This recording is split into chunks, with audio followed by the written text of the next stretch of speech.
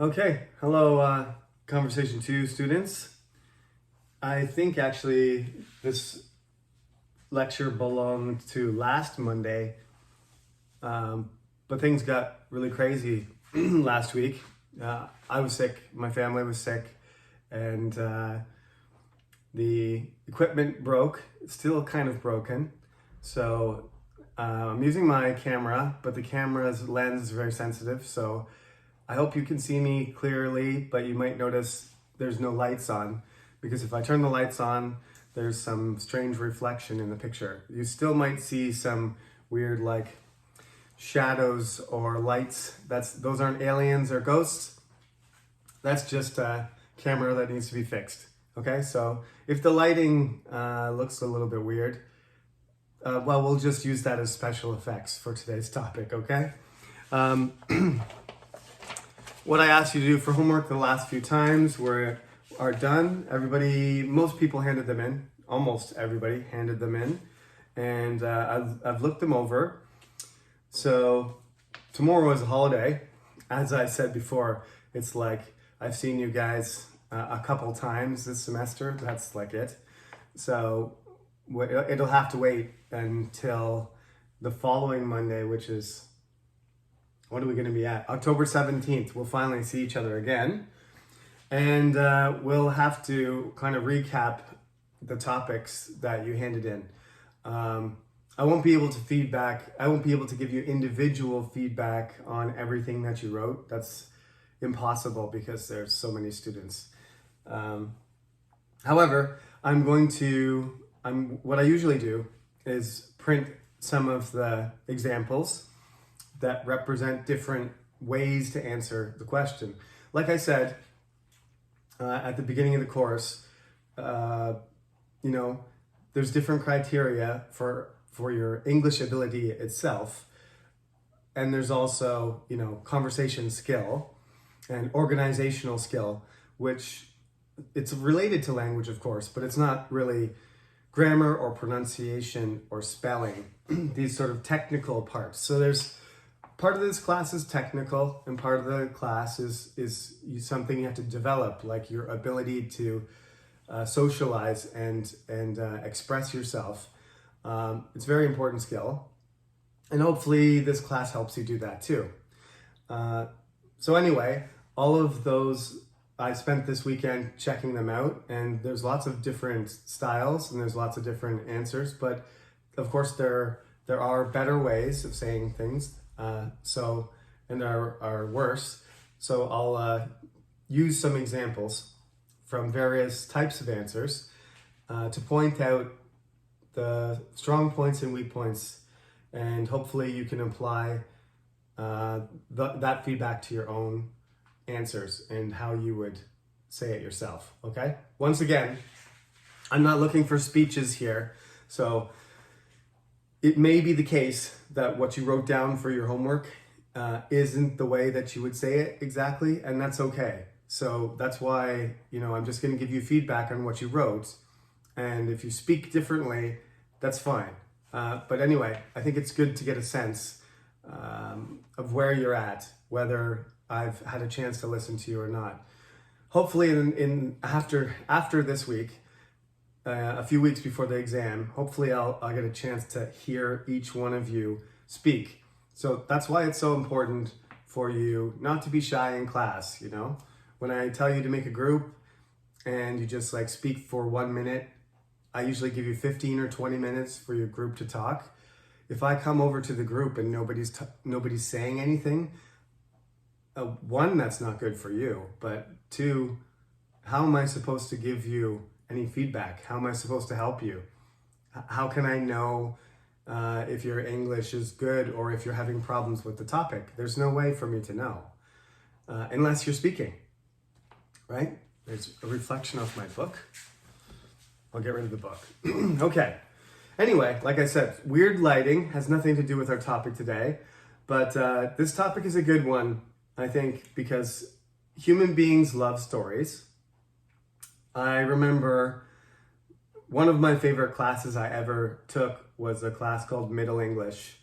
And we studied old stuff like Chaucer and Pierce Plowman and Sir Gawain and the Green Knight. You probably don't know these stories, but the point is, those stories were written 700 years ago, 14th century writing, and you can hardly read it because the English is so different, but the stories are amazing. Once you figure out what they're trying to say, once you can understand, or you get some translation help, of course. But we had a professor who was a brilliant professor, and sadly that she's retired. Congratulations to her. But the stories were brilliant, and she was very familiar with them and explained them to us so well that I never forgot that class. She said that, storytelling, what we call narrative, right?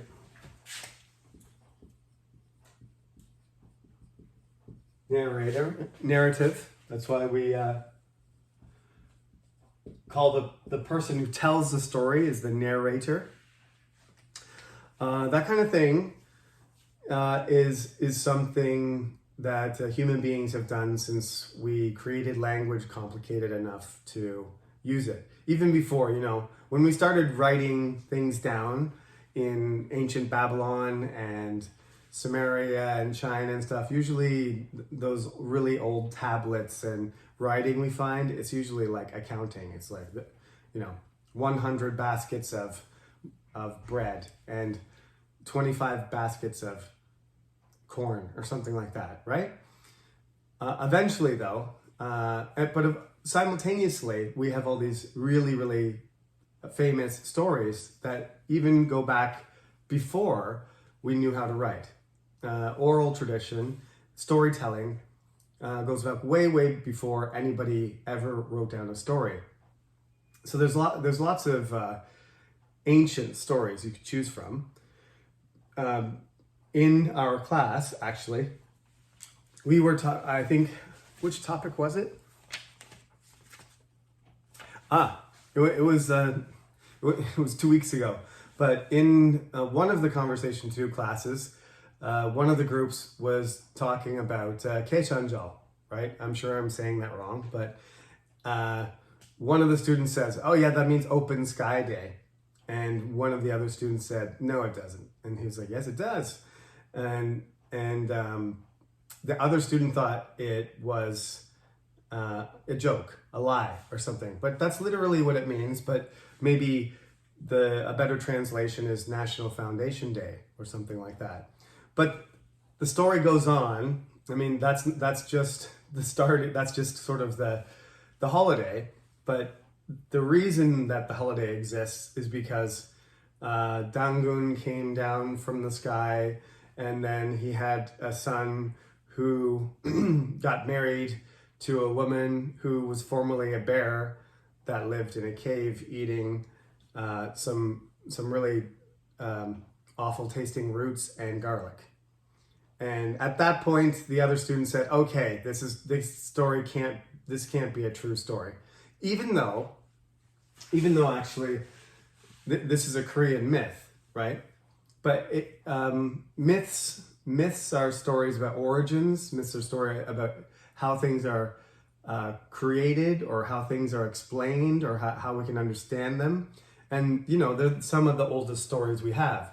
But for a person, when I heard the story the first time, I was surprised too. The closer the stories get to the present, the more they seem plausible. But at the same time, there's always elements of these stories where they have to be believable in some way, right? That's one of the things I wrote up on the board here first. What makes a good story? Anyway, we'll talk about those elements in a minute. But I thought that it happened in the wrong class, not the wrong class, but the wrong topic. But that's a good example, the myth of Dangun. You can choose any story you want to talk about. But basically, we tell stories all the time. We tell stories about ourselves. We tell stories about our relatives. We tell stories that we've heard from people. We spread stories around, and it's one of the most natural ways that you could have a conversation. Often people have, like, you might say some people have a storytelling skill, right? Nowadays, that person might end up being a screenwriter, that person might end up making movies, or writing a book, or maybe maybe even being a stand-up comedian or something like that. But a long time ago, storytellers were really, I wouldn't say respected, because sometimes they're not respected, but they were very popular. If you're a really good storyteller, for example, before people were writing things down, most people couldn't, or some people were writing things down, but a lot of people couldn't read or didn't have books because they were too expensive. So just going back in Korean history, or your country's history, or English history, all you have to do is go back 500, 600 years, and people have to listen. Right? People have to listen to the story. That's one of the great things about Shakespeare. I've told you before, Shakespeare is the guy I specialize. I specialize in Shakespearean, but 16th century drama, poetry is my specialization. In particular, Shakespeare. But that was one of the things about Shakespeare, is that you could pay a penny, and which was not nothing at the time. Penny now is nothing, but poor people would pay a penny to stand in the pit on the floor, which usually now in concerts, that's like an attractive seat, but a long time ago it was pretty dirty, and all the rich people sat above. But you could pay a penny and you could go watch a play, right? And you could listen to the story. You could see what happened, and you could listen to the story. And you wouldn't be able to read a book, and nobody could tell stories better than Shakespeare, right? So a penny to listen to the best storyteller at the time, right? Some people wonder how much those poor people actually understood. I don't know the answer to that, but they certainly enjoyed the play, because not just Shakespeare, but the other famous playwrights of the same time, Christopher Marlowe and Ben Jonson and everybody else, they built theaters, and people came out to listen to their stories. So I want you to tell a story, but the problem is stories take a long time to tell. If you want to sit down and watch Hamlet, they usually don't do the whole play. They usually cut it down. Almost never do directors actually perform the entire play, because it's just too long and people don't want to sit that long. So when you watch Hamlet, usually sit down for an hour, and then there's a break, and you go out and have a drink and chat and everything, and then they do second part, and then there's another intermission, and then they finish the play. We don't have 3 hours to do interviews for everybody. In fact, you only have 2 or 3 minutes. So the tough part is you're gonna have to decide which elements of your story, whatever story it is,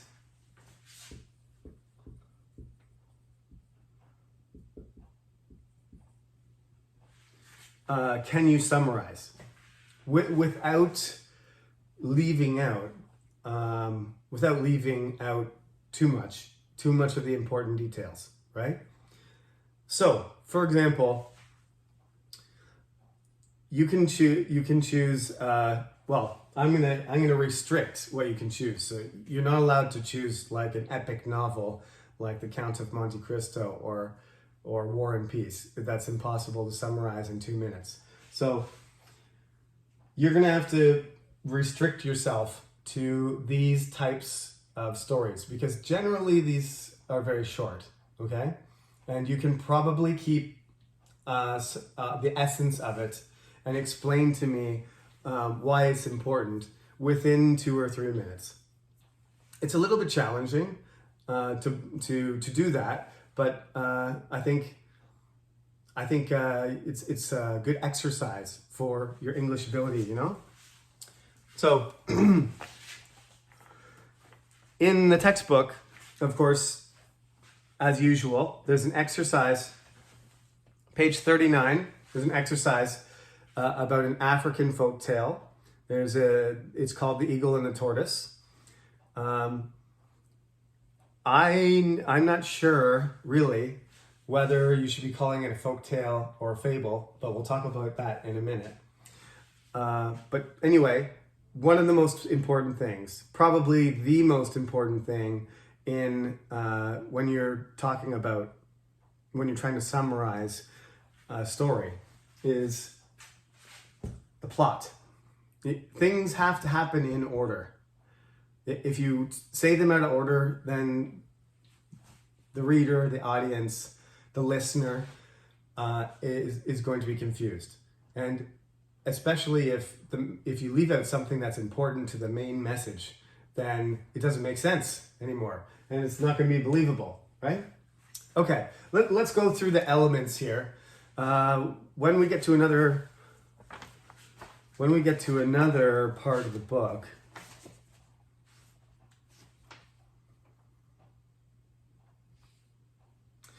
when we get to another part of the book, much later, so I won't talk about it too much, we will be, again, sort of talking about stories, and you'll get a chance to say some more complicated things. But I'm going to break it down. So you do have to make some choices, and you do have to cut it down as much as possible. That's why, actually, the length of these stories is usually quite short, right? A few pages or the whole story might take 5 minutes or 10 minutes or 20 minutes to say. So you can, reduce it down to 2 minutes. But yeah, if you're gonna talk about the Iliad or Homer's Odyssey, impossible. Okay, so first of all, what makes a good story? The opening, right? Is the opening slow? In this case, probably not, but maybe the whole story is slow. It could be slow at the beginning. It should be a surprise, sudden. It could be a flashback, right? Somebody's sitting there and they're thinking about something back. So you start in the present and then you go back. These are different ways of opening stories. The story has to be believable. I mean believable, not that you can't have fantastic creatures. I don't mean that dragons, for example, or unicorns, or flying horses, or I don't know, ogres. I'm not saying that you wouldn't believe or shouldn't believe, like they're not real. But in some sense, an ogre is a believable. In some sense, an ogre is a believable character, right? It's just a big, green, scary, ugly, mean human, right? I mean, Shrek. Like, that's the reason why Shrek is kind of ugly, mean, grumpy, and unattractive. But at the same time, we're like, oh, he's kind of cute too, because he's humanoid and he resembles humans. Now, sometimes you get into stories where you have like really crazy, wild alien creatures, but we're not talking about those kind of science fiction stories today.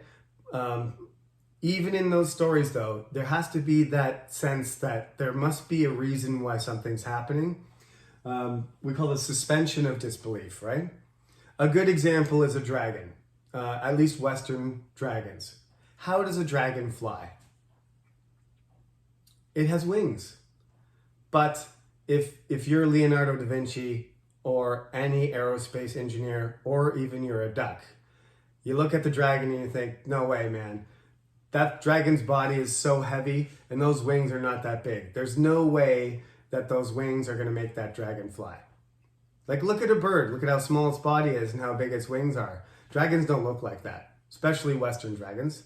I think many Asian dragons look more like snakes. And in that case, it makes more sense because clearly dragons are just flying because they're magic, right? That's the reason. They have magical power.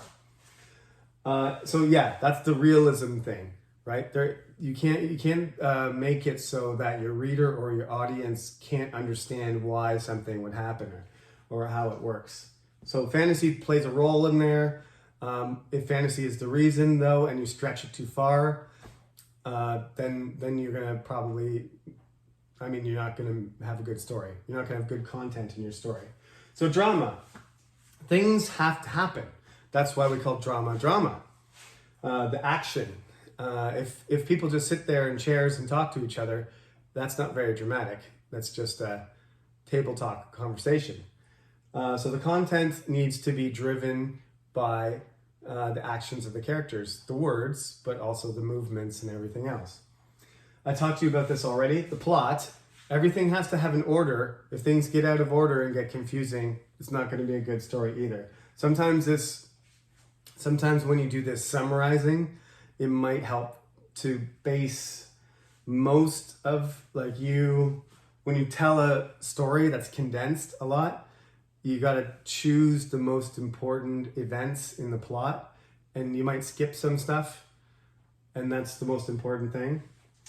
Obviously, there's got to be something that makes us feel something that causes us to be interested. That's called tension. Sometimes it's from conflict. There's a good guy and a bad guy. If you were Aristotle, you would say there should be some kind of moment of realization, some moment of transformation in your mental and emotional state, and that's called catharsis.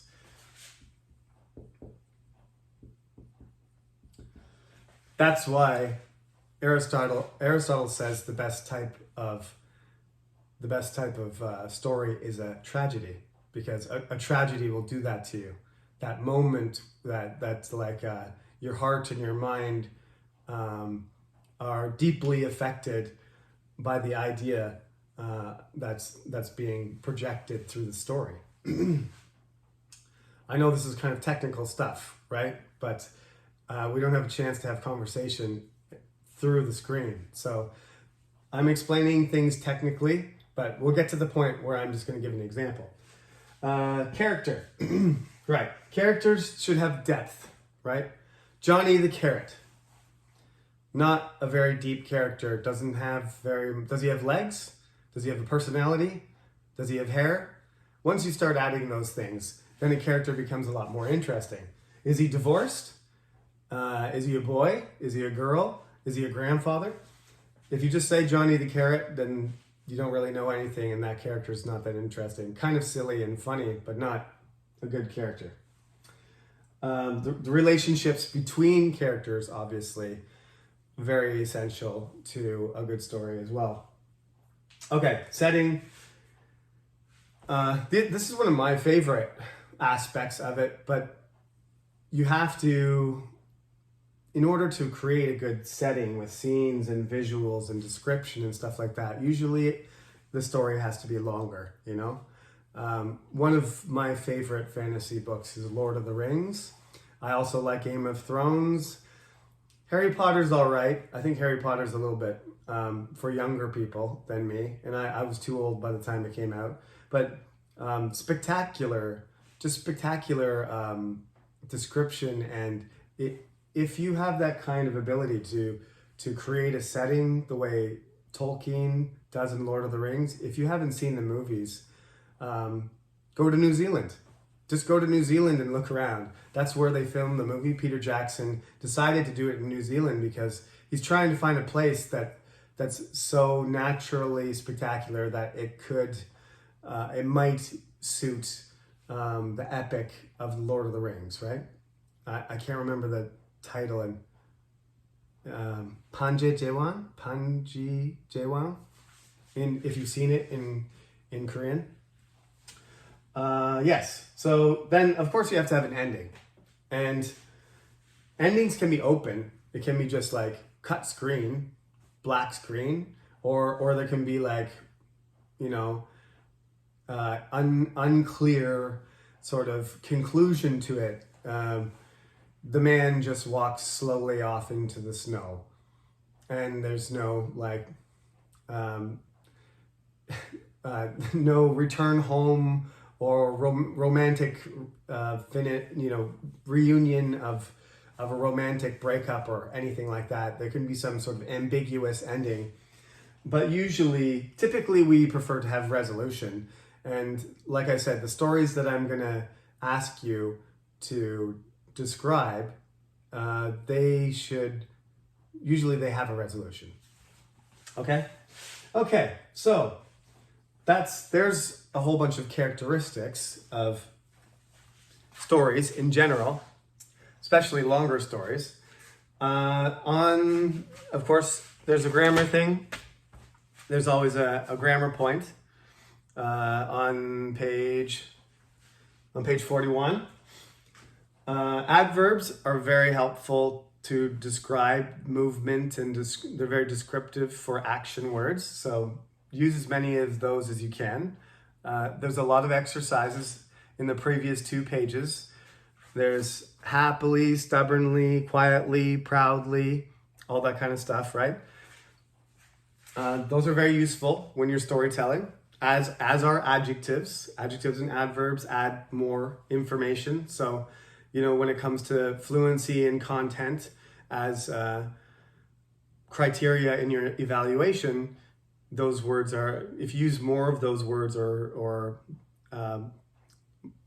what should I say? Not just more of them, but if you use them correctly and they help express and communicate your storytelling better, of course, you're going to get a higher score. They also mention the simple past and the past continuous. For example, the rabbit left last week. Simple past, easy.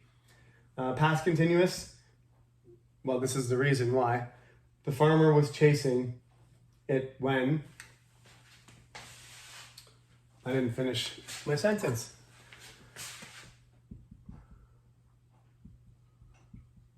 Okay, there you go. That's better. Okay, so that's the grammar. Back to the middle again. So for this assignment, it works the same as the first 4.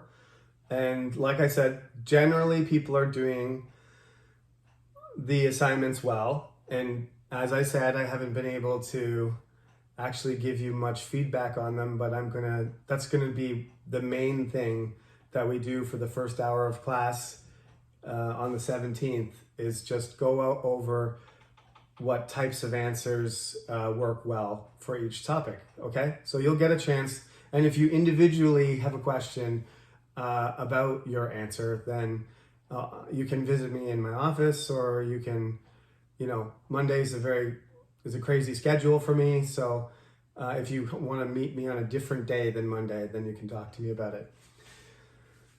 But each answer has the basic rules, same rules. You should don't try and write formally. It's not a paragraph with a topic sentence and a concluding sentence. I know some of you are in my writing classes and I'm drilling that into you. Sorry, but forget that when you're doing your homework for this. You should write as naturally as possible. Naturally in the sense that write the way you speak, okay? Write as if you're talking to me. That would be the best way to do it.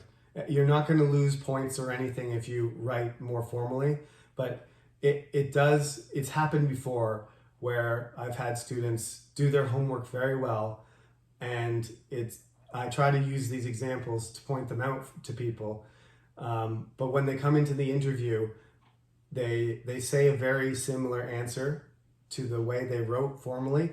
And it sounds, first of all, it sounds like a speech, or it sounds like it's memorized, or it sounds kind of awkward, okay?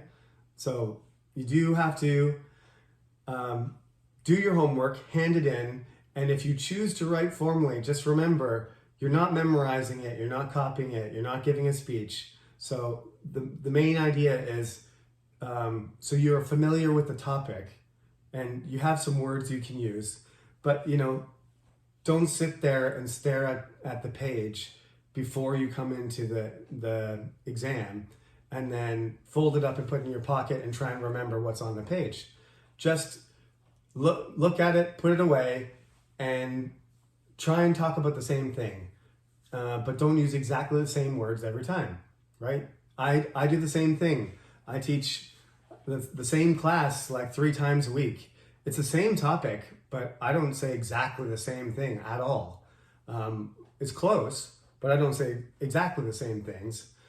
So you have to be able to do that, because that's real time conversation, and that's what happens in an interview too. It's supposed to be. If you go to get an interview for a certain place and they're just trying to test, how accurate your answers are and how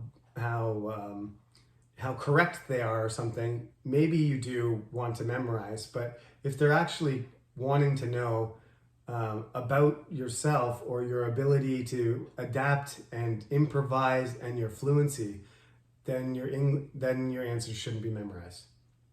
So the thing to do, choose one of these types of stories. This is the list. They're all related in some sense. If I can keep them straight, they're similar. Myths are basically, the oldest stories we have. There's not a lot of reality. There's not a lot of evidence or history involved in a myth.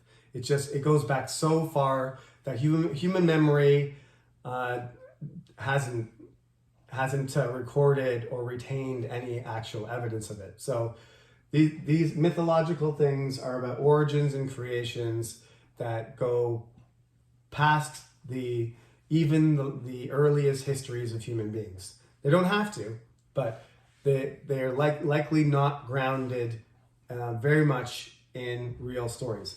That's the main difference between a legend. Usually legends are sort of related to myths because they're powerful characters, and they may explain things, and there may be great battles, and there may be actual events. But a legend usually, like, the character is based on something. The situation is based on a historical event or like a main character. For example, King Arthur is a legend, right? But Hercules is a myth, right? Odysseus is a myth. Mount Olympus and Zeus, well, there is a Mount Olympus, so I shouldn't say that. But for example, the Trojan War, well, it is debatable once we start finding evidence that it actually happened. But the whole story is so far back that the person is not known. Another good legend in English, legendary English story is Robin Hood. And Robin Hood isn't even that old. Robin Hood is about 700 years ago. So myths are usually really old, and legends have some basis in history or some actual person. Aesop's fables is the best example I know of. They're Greek stories, and the primary characters are always animals. It's about animals, but the animals are intelligent, they have different qualities, and out of these situations, there's some moral arises, right? Fairy tales, as fairy implies, they usually include magic, right?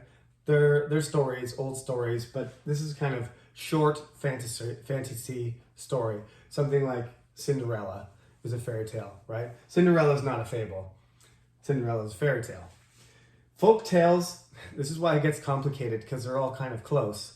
Folk tales are about folk, right? Folk is people. Folk tales and fables often, sometimes they cross over. Sometimes they're actually kind of almost the same type of story, and they have the same kind of purpose and elements. So, folk tales usually have lessons, and they're old stories, but they don't involve a lot of magic. Instead, they involve the interaction between human beings. But sometimes fables and folktales are kind of intermingled a little bit. The last one here I added myself because I love them. A tall tale is an exaggerated story. It's also could be like a folktale. So in some cases, a story you choose might be more than one. Like, that's why we say myths and legends sometimes, because we're not really sure. Is Achilles, fighting the Trojan War? It's a mythological story, but if there was actually a warrior, if there actually was a warrior, who did that kind of thing, then maybe it belongs closer to a legend. But the fact that Achilles couldn't be killed except for his mother holding onto his ankle, that puts it in the mythological category, right? We're going into the realm of the gods beyond the human beings. So tall tale is just really exaggerated. In British and American culture, we're going to talk about a couple famous, probably just one, famous American tall tale, Paul Bunyan, where Paul Bunyan, he's just a gigantic person, and everything he does is enormous. A tall tale is kind of like the big fish story, little fish, big fish story, you know, when somebody, you know, goes on a fishing trip and they catch a big fish, and then they tell the story to a bunch of people and they say, oh, the fish was this big. And then, you know, next week they tell the story again and it's this big. And then a few years later, when the person is a grandfather, they've caught a fish this big. So that's what happens to tall tales. Usually the more times that they get told, the larger, the bigger the impact, right? Johnny Appleseed is another good one. There's lots of American ones, right? It's just oversized accomplishments and events. Okay, what else? Yeah, there's a folktale from India there. Okay, which you can see the folktale from India also, just like the one from Africa. It looks like a fable to me, but for some reason they define it as a folktale. I'm not sure why. But when it involves animals, in Greece, it's called a fable, but maybe they cross over a little bit. Okay? So you make a choice, right? It doesn't matter what culture, what country it comes from. You have to write half a page, and it's due not tomorrow. It's due on the 17th, okay? And then we will move on to chapter 5. So, yeah, hopefully you, we don't have any more interruptions because we've missed so many classes. So I'm starting to forget what you guys look like, but enjoy Hangul Day tomorrow, and I will see you next week. A week Monday. Have a good day.